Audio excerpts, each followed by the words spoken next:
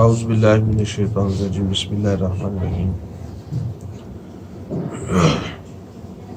یا ایہا الذین آمنوا کتب علیکم الصیام کما کتب علی الذین من قبلکم لعلکم تتقون۔ اے ایمان والو، فرض کیے ہیں تم پر اللہ تبارک و تعالیٰ نے روزے، جیسا کہ تم سے پہلے لوگوں پر فرض کیے گئے تھے تاکہ تم متقی بن سکو۔ ایام معدودات، چند گنتی کے دن ہیں۔ فمن کان منکم مریضا، جو تم میں سے بیمار ہو، او علی سفر، یا سفر میں ہو، فعدۃ من ایام اخر، تو وہ دوبارہ لوٹا لے دوسرے دنوں میں، یعنی قضا کر لے۔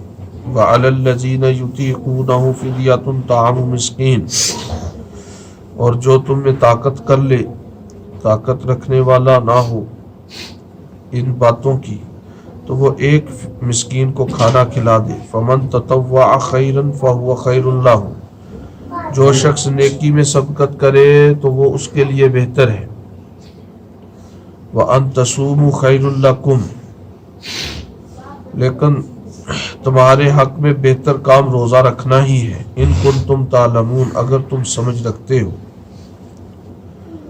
سورہ بقرہ کی 183 نمبر آیت میں اللہ تبارک و تعالیٰ نے روزوں کی فرضیت کا ذکر کیا ہے، جیسے کلمہ شہادت پڑھنا فرض ہے، دوسرا رکن نماز پڑھنا فرض ہے، تیسرا رکن زکوٰۃ دینا فرض ہے، چوتھا رکن روزہ رکھنا بھی فرض ہے۔ اور یہ فرضیت اللہ پاک نے ایک سے زائد مقامات پر قرآن مجید میں ذکر کی ہے۔ یا ایھا الذین آمنوا، ایمان والوں سے مخاطب کیا اللہ نے، غیر مسلموں کو اس میں شامل نہیں کیا، لیکن ان کو بتانے کے لیے اس بات کا تذکرہ ضرور فرمایا ہے کہ آپ صلی اللہ علیہ وسلم سے پہلے جتنی امتیں ہیں، حضرت آدم علیہ السلام سے لے کر آپ صلی اللہ علیہ وسلم تک، ان سب میں روزوں کی فرضیت کا اللہ پاک نے حکم دے رکھا تھا۔ ہاں، ان کے حالات اور تھے، ان کے ایام اور تھے، اور ان کے اوقات اور تھے، لیکن روزہ فرض تھا ان پر بھی۔ اور اس کی فرضیت کی وجہ تاکہ متقی بن سکیں۔ روزے میں چونکہ رکنا پایا جاتا ہے، غیر شرعی امور سے رکنا، وہ ایک پریکٹس ہے کہ اس کے بعد پھر آدمی کے اندر یہ جوش پیدا ہو، یہ جذبہ بیدار ہو جائے کہ وہ باقی کے ایام میں بھی ایسے ہی منکرات سے بچے گا جس طرح رمضان المبارک میں بچتا ہے۔ وہ گنتی کے چند دن ہیں جن میں یہ روزے رکھے جاتے ہیں۔ فمن کان منکم مریضا او علی سفر، جو شخص مریض ہو گیا یا مسافر ہو گیا۔ شروع زمانہ میں تو وہ مریض بھی شامل تھا کہ جو بعد میں صحیح ہو سکتا تھا، اس کے لیے بھی حکم تھا کہ وہ فدیہ دے دے، لیکن بعد ازاں یہ حکم اب یہ ہے کہ جو مریض ایسا ہو کہ جس کو امید نہ ہو کہ بعد میں وہ ٹھیک ہو سکے گا، تو وہ تو فدیہ دے دے گا، لیکن جو مریض صحیح ہو جانے کی امید رکھتا ہو، جوان ہو لیکن وقتی طور پر بیمار ہے، تو ایسا مریض فدیہ نہیں دے گا، بلکہ بعد ازاں تندرستی کے بعد اس کو قضا کرے گا، روزوں کو قضا کرے گا۔ ایسا نہیں ہے کہ وہ بالکل چھوڑ کر بیٹھ جائے گا کہ بس جی اب میں بیمار ہوں وقتی طور پر، لہٰذا قرآن میں آ گیا ہے کہ مریض آدمی جو ہے وہ روزہ رکھ لے، روزہ نہ رکھے اور فدیہ دے دے، بس اس کے اوپر عمل کیا جائے گا۔ احادیث میں اس بات کے شواہد موجود ہیں کہ اگر تندرستی کی امید ہو، ٹھیک ہو جانے کی امید ہو، تو ایسے شخص کے لیے روزہ فدیہ نہیں دے گا بلکہ روزہ قضا کرے گا۔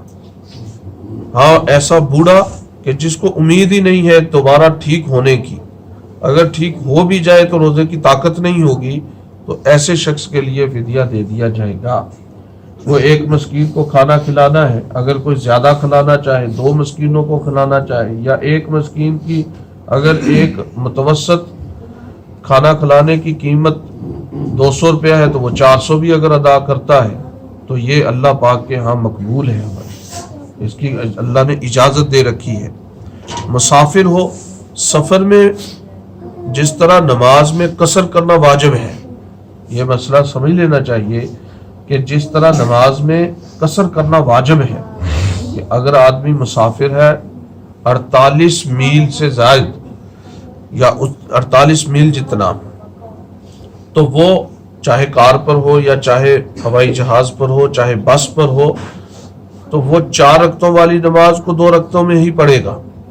یہی رسول اللہ صلی اللہ علیہ وسلم کا طریقہ ہے۔ احناف کے نزدیک واجب ہے کہ اللہ رب العزت نے اجازت دے رکھی ہے، اگر کوئی شخص 4 رکعتیں پڑھے گا 2 کی بجائے سفر میں، تو اس کو دوبارہ قضا کرنی پڑے گی، وہ جائز نہیں ہے۔ لیکن روزہ ایسا نہیں ہے، اگر کوئی شخص روزہ رکھ بھی لیتا ہے تو اس کی اجازت ہے۔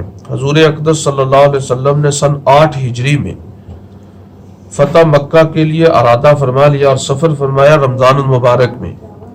صحابہ اکرام نے روزے رکھے ہوئے تھے، تقریباً 311 میل کی مسافت پر غدید کے مقام پر حضور صلی اللہ علیہ وسلم نے ظہر کے وقت پانی کا پیالہ منگوایا اور سارے صحابہ کے سامنے پانی نوش فرما لیا اور اجازت دے دی کہ اپنے روزوں کو آپ قضا کر لیجئے گا اور ابھی افطار کر لیں، کیونکہ کچھ لوگ گر گئے تھے بے ہوش ہو کر۔ اگر وہ نہ گرتے تو حضور صلی اللہ علیہ وسلم روزہ مکمل فرما لیتے۔ معلوم ہوا کہ سفر میں آدمی اگر گنجائش ہو اس کی صحت کی اور سہولت بھی میسر ہو تو سفر میں بھی روزہ رکھے، روزہ چھوڑے نہیں۔ ہاں اجازت رخصت موجود ہے کہ اگر وہ نہ رکھنا چاہے بعد میں اس کی قضا کر لے، اور وہ بھی ترتیب کے ساتھ، ضروری نہیں ہے، قضا کر سکتا ہے۔ فرمایا کہ یہ مسکین کے لیے جو فطرانہ ہے، جو فدیہ ہے، وہ تمہارے لیے بہتر ہے، اگر تم روزے رکھ لو تو یہ زیادہ اولا ہے۔ وَإِن تَصُومُوا خَيْرٌ لَكُمْ، اگر روزہ رکھ لو تو یہ تمہارے لیے زیادہ عمدہ ہے، کیونکہ مال دینے سے تقویٰ کی وہ والی کنڈیشن جو اللہ نے فرمائی ہے من قبلکم لعلکم تتقون، متقی بن جاؤ گے، وہ مال خرچ کرنے سے نہیں فرمایا، فدیہ دینے سے نہیں فرمایا، روزہ رکھنے سے فرمایا ہے۔ روزہ رکھے گا تو متقی بنے گا۔ اس لیے اس آیت میں بھی آخر پر اللہ نے یہ ارشاد فرمایا کہ یہ تو گنجائشیں اللہ نے اپنی غفور و رحیمی کی وجہ سے دے دی ہیں، البتہ اگر تم روزہ رکھو تو یہ تمہارے لیے بہت بہتر ہے۔ ان کنتم تعلمون، اگر تم جانتے ہو۔ تو بہرحال رمضان المبارک کا آمد ہے، اور اس کے ساتھ یہ ابھی باب نیا شروع ہوا ہے رمضان المبارک کے روزوں کے حوالے سے۔ اب اس کی احادیث کا تذکرہ ملے گا۔ اللہ تبارک و تعالی ہمیں صحیح سلامت دین اسلام کے اعمال پر، دین اسلام کے احکامات پر عمل کرنے کی توفیق عطا فرمائے، اور جو حضور صلی اللہ علیہ وسلم نے ارشاد فرمایا رجب کے مہینے کے لیے کہ رجب کا مہینہ ہمارے لیے برکت والا مہینہ ہو اور رمضان المبارک کو ملانے والا ہو، ہمیں رمضان المبارک اللہ پاک ملا دے، شعبان اور رجب، اور اس کے بعد بلغنا رمضان بھی ہمیں پہنچا دے رمضان تک۔ آپ صلی اللہ علیہ وسلم 3 مہینے پہلے اس کی تیاری فرمایا کرتے تھے رمضان المبارک کی۔ اللہ ہمیں بھی عمل کی توفیق عطا فرمائے۔ بسم اللہ الرحمن الرحیم، الحمدللہ رب العالمین، اللہم صلی علی سیدنا و مولانا محمد وعلی آلہ و اصحابہ اجمعین۔ ربنا ظلمنا انفسنا وان لم تغفر لنا وترحمنا لنکونن من الخاسرین۔ حسبنا اللہ ونعم الوکیل، نعم المولا ونعم النصیر، وصلی اللہ تعالی علی خیر خلقہ محمد وعلی آلہ و اصحابہ اجمعین برحمتک یا ارحم الراحمین، آمین آمین۔